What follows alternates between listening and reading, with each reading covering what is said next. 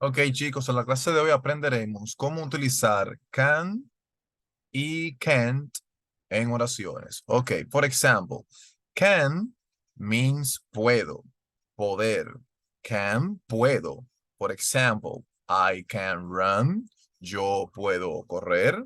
I can sleep, yo puedo dormir. He can talk, él puede hablar. She can wash, ella puede lavar. So now, let's see some sentences using can't.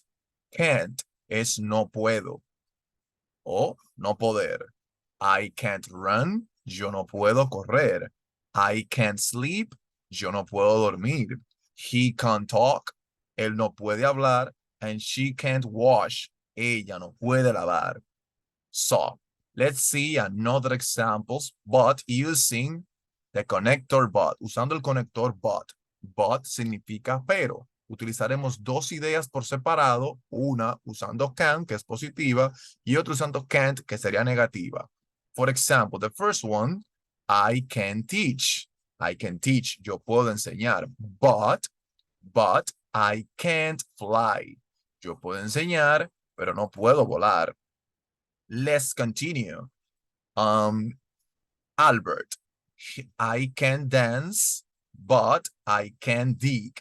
These are the information about Albert. So I'm going to change this one right here and this one. So he can dance, él puede bailar, but he can dig. Él puede bailar, pero no puede excavar. How to make questions using can or can't. ¿Cómo hacer preguntas usando can? Bueno, aquí está. For example, at the beginning of the question, you need to put can. Can the teacher teach? ¿Puede el profesor enseñar? Can the teacher teach? Can Albert dig? Can Albert dig? ¿Puede Albert excavar? Can Aisha laugh? ¿Puede Aisha reír?